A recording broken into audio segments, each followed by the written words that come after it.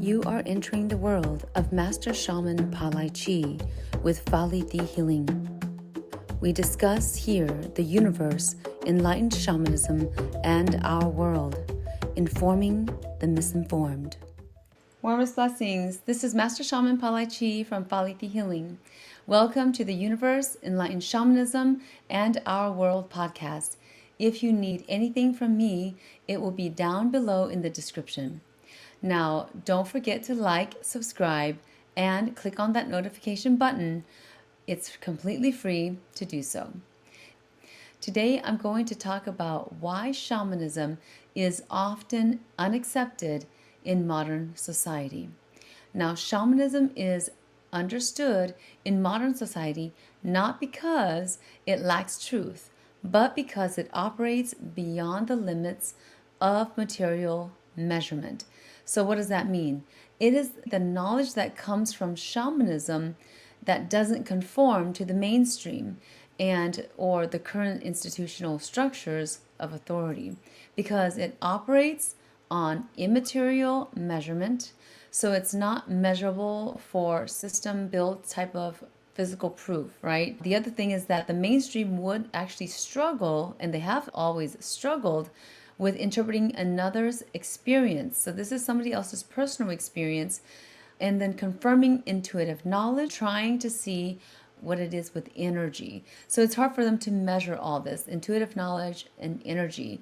The mainstream would also find it difficult in controlling and authority over those who are more spiritual versus those who are not awakened to their spirituality. Ones participating in spiritual experiences, such as, like, say, for example, they're doing meditation, trance, journeying, or anything of the like, and they're exercising their mind and controlling their own thoughts, it's a challenge for the mainstream to have any control over them. So therefore, it would also be difficult for the mainstream to convince these type of people that are awakened that the corruption is okay. So, number 2, it's also the fear of immersion into the unknown. Now, there's other realities and dimensions and things like that. So the mainstream is actually fearful about going into the unknown, and not just the mainstream, but I would say that maybe the majority who isn't already awakened in their spiritual path may be fearful about going into the unknown. Now, there's some that are awakened to their spiritual path, yet they're awakened to more like the trend of spirituality and not truly actually themselves in this unknown yet. This is something that they still have yet to look forward to for some of them. But for others of them, they may not want to completely go into the unknown. And that is why shamanism, they just want to maybe do yoga. Not to say that yoga is surface level, but they may just be more like on the trend of spirituality rather than going deeper into getting initiated or things like that as a shaman, and then actually journeying and trancing their own selves without mushrooms, without psychedelics and things like that, but just to naturally do it. So they haven't done this, or they haven't been open to this kind of mindset yet. In the Hmong culture, we often say that lifting up a rock to see what's underneath, because when you lift a rock, you don't know what you'll find. So you don't know what's going to be under there, like what kind of creatures or insects or things like that that's going to be under this rock. So this is an example, a figure of speech relating to shamanism in this way. So it's like lifting up a rock, and you don't know if when you lift up the rock you're going to be scared or it's going to be nothing there.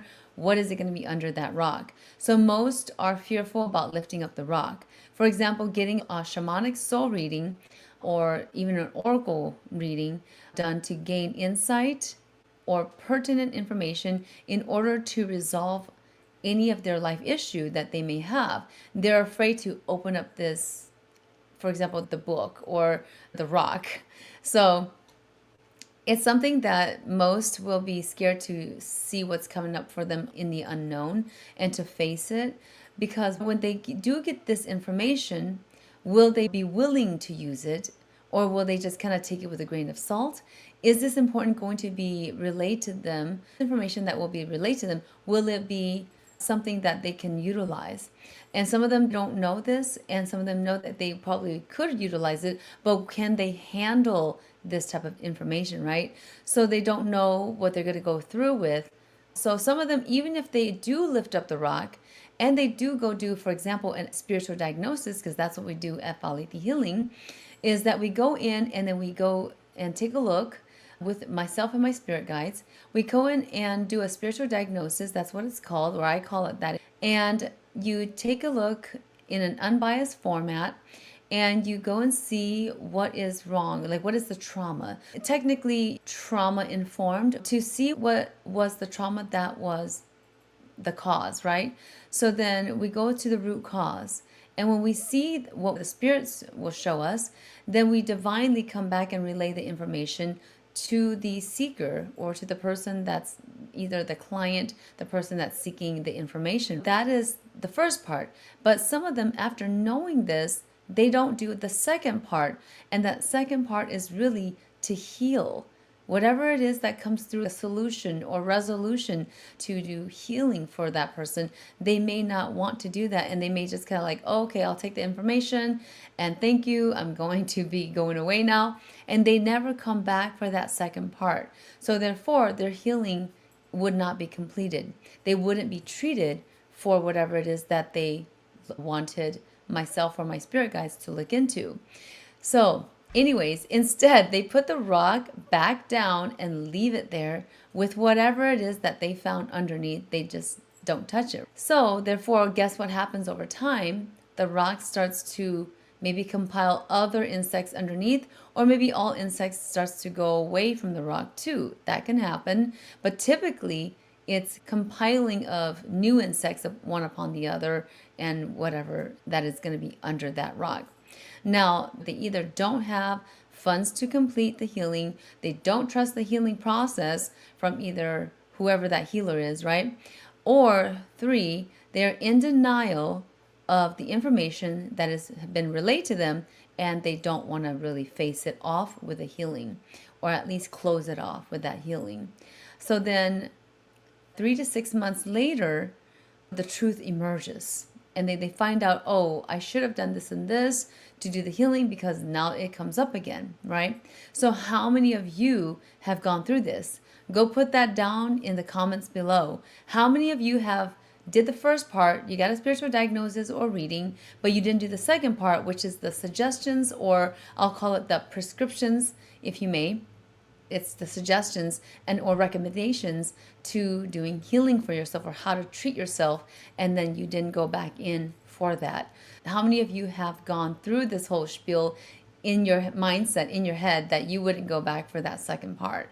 Because either one, you're afraid of the unknown, or you just didn't have the funds for it, or you are in denial of really truly looking at the facts and then seeing that this could result if I didn't do this. Like, what are the consequences, right?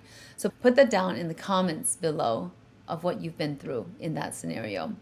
So there's also a level of self-confrontation. Now in shamanism, that mostly would be becoming uncomfortable with self-confrontation, because now you're confronting your shadows, you're confronting the dark part of you, maybe something that you have kept secret, a trauma perhaps, especially facing your own failures or downfalls, but then you went through this whole situation that wasn't too great. And then also doing, of course, the shadow work and then the trauma work that you have to now face. So this part of the fact that it's self-confronting to do and to go into shamanic type of work or shamanic type of healing. So most people steer away because they don't want to confront their own shadow. The next piece is the fear of facing information. So this will come up when they immerse themselves. People may be willing to immerse themselves, and is often the thing that holds them mostly back, because it's the fear of facing information, the fear of immersing themselves into information that they may or may not want to hear, and they don't know what's going to come up. So it could be a surprise. But it's also the one thing, I'll say this, it's this information that is going to be revealed to you is typically the information, the one thing that will heal you. So it's healing you once you are willing to face it off. For example, I've taken disciples and put them through proper initiation, alignment, and divinely led structure, okay? And each time it's fascinating as the results come out because it continues to happen to them where they find themselves in this shadow work or in this facing off, confronting, self-confronting work. And so I put them through this, and then they energetically and spiritually come back to themselves, and they actually improve on whether it's memory, whatever it is. So it's not that if you confront that, you'll do that, this will happen to you as well. But I'm just saying this is the experience of all the ones that I've taken through to doing this. So before moving on to number 3, I wanted to let you know that my book on Amazon right now, it is called The Universal Laws of Mankind, a Memoir and Shamanic Aspect, and it's available to you for purchase. If you have always wondered how it's like to rise as a shaman, or if you just had questions about the soul, then go check it out, read the reviews, and make your purchase. If you have been watching me thus far in this video, please do me a quick favor because it's absolutely free. Go like, subscribe, and click on the notification button as this channel is trying to grow to as many subscribers as we can.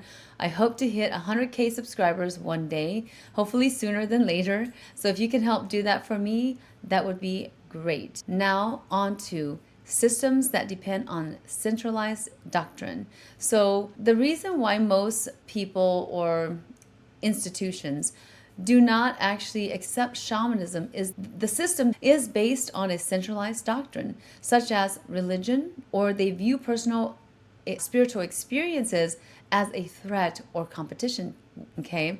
So personal spiritual experiences will give unique insight that cannot be provided anywhere else. It's only within yourself that can be provided through divine energy or divine light that will give you that spiritual experience, and nobody else can give you that type or that same experience, religion or inner religion. And you're hearing, say, for example, if there's someone preaching to you, that's all the experience that you will get. But if you were to close eyes and meditate, you get a different experience from that. So that's why this has been kind of shut away or pushed away to the side, because this is the point number 3. It's a centralized doctrine. They want everybody to kind of do things the same. And when it's personal, it's going to be unique. So that comes to my next point, which is when unique insights are found. And this opens up the door to unlimited knowledge, mind you, okay? So it's from a library that has unlimited access, and it is valuable because it is rare information that is given to you, but in a certain unique way. This is called the Universal Library, or the Library of the Universe, or the Akashic Records.